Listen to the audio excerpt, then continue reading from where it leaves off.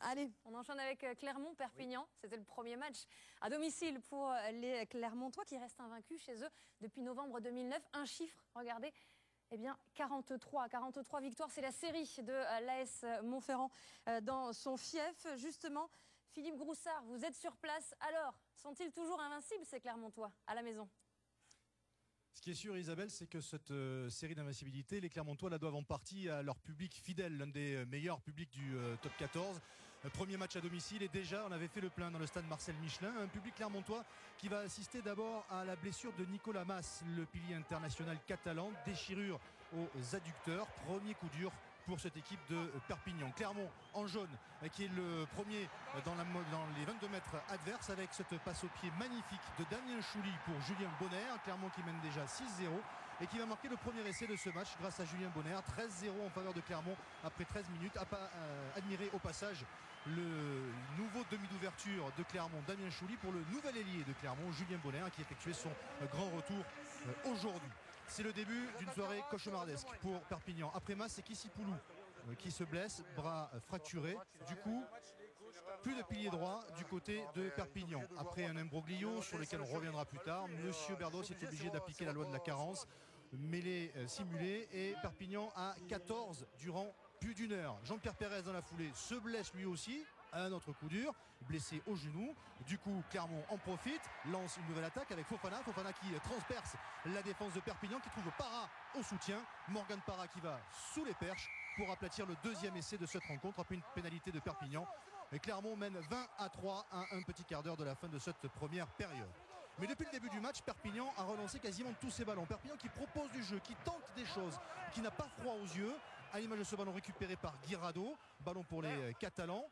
On va écarter sur Tchalewatchou qui avance lui aussi, ballon conservé encore par Perpignan. On va trouver cette fois Mafi qui revient dans l'axe, qui trouve une brèche dans la défense de Clermont, qui s'enfonce, qui trouve Piukala, son compère du centre, au soutien pour le premier essai de Perpignan dans cette rencontre. Perpignan revient à 20-10 à 12 minutes de la fin de cette première période. Van Cotter n'est pas complètement rassuré face au talent de la paire de centre de Perpignan. La grosse satisfaction des Catalans au cours de cette soirée. Fin de première période, petit coup de pied sûr de Morgan Parra pour Noah Nakaitasi et troisième essai en faveur de Clermont qui porte le score à 27-10 à l'issue de cette première période. Marc Delpoux lui en a déjà marre de cette soirée qui s'annonce un petit peu pourrie. Aurélien Rougerie lui est blessé dans les tribunes et il n'est pas au bout de ses surprises. Début de seconde période, Clermont est toujours en supériorité numérique bien entendu avec ce ballon relevé par Zirakashvili. On insiste là où ça fait mal, dans l'axe, en multipliant les rucks. Noah Nakaitasi relève ce ballon, il réussit à avancer, glisse cette balle à Loïc Jacquet qui va aller jusque derrière la ligne pour aplatir le quatrième essai de Clermont. 34-10 pour les Auvergnats et bonus offensif en poche déjà pour cette équipe clermontoise. Mais Perpignan, je vous le disais, n'a pas froid aux yeux et recommence à attaquer, à se porter dans la moitié de terrain des Clermontois avec ce ballon ici qui va aller jusqu'à Mafi une nouvelle fois pour Piukala et deuxième essai pour Piukala, deuxième essai pour les Catalans qui reviennent à 34-17, 4 essais à 2 et Perpignan qui enlève le point de bonus offensif à cette équipe clermontoise après 10 minutes dans cette seconde période. Clermont repart à l'offensive avec ce ballon sur Zirakashvili qui cherche la brèche, qui est stoppé à quelques centimètres de la ligne en but de Perpignan. Le ballon est conservé par les Clermontois. Morgan Parra a vu que sur le côté fermé il y avait un surnombre. Le ballon qui tarde à sortir, il va quand même l'extirper de ce regroupement. La passe pour Vermeulen tout seul pour le cinquième essai clermontois. Clermont reprend le point de bonus offensif, 5 essais à 2, 41-17 en faveur de Clermont. Clermont toujours à l'attaque, toujours avec les mêlées simulées, avec cette balle pour Benson Stanley, la fin de passe, il transperce, il mystifie la défense de Perpignan et un nouvel essai pour Clermont grâce à Benson Stanley, l'un des nouveaux joueurs de cette équipe clermontoise, l'ancien joueur du Super Rugby, ancien joueur des Blues d'Auckland. Ça fait 6 essais à 2 et 48-17 en faveur de Clermont après 57 minutes. Perpignan est au bord de la noyade et pourtant Perpignan insiste, continue à envoyer du jeu, le public de Clermont se régale et ce n'est pas fini. Le match est en train de basculer dans l'irréel, dans l'irrationnel. Perpignan devant la ligne d'en-but de Clermont avec un nouveau temps de jeu. David Mêlé, la passe au pied magnifique, parfaite, impeccable pour Luke Naraway qui marque un nouvel essai pour Perpignan.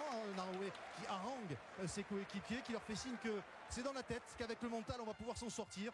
6 essais à 3, 48-24 et Perpignan encore à l'attaque avec ce ballon écarté sur Thomas Lolo pour son deuxième ligne remplaçant qui va trouver Charteris. Charteris qui fait l'effort pour rester dans l'aire de jeu. Ballon toujours en faveur des Perpignanais. On insiste avec Schuster qui est stoppé sur la ligne des 22 mètres. Mais le ballon est toujours vivant. Mais les petits coups de pied par-dessus. Et le plus rapide, c'est Mafi pour un nouvel essai en faveur des Catalans. Le 4e essai pour Perpignan dans ce match. 6 essais à 4, 48-31. Et Clermont qui repère son point de bonus offensif à 10 minutes du terme. Clermont qui veut absolument ce point de bonus offensif et qui insiste dans les dernières minutes avec la passe au pied de Radosavljevic qui va trouver Julien Bonner pour son 2e essai personnel dans cette rencontre. 53-31 score final, 7 essais à 4. Le point de bonus offensif pour Clermont au terme d'un match de dingue.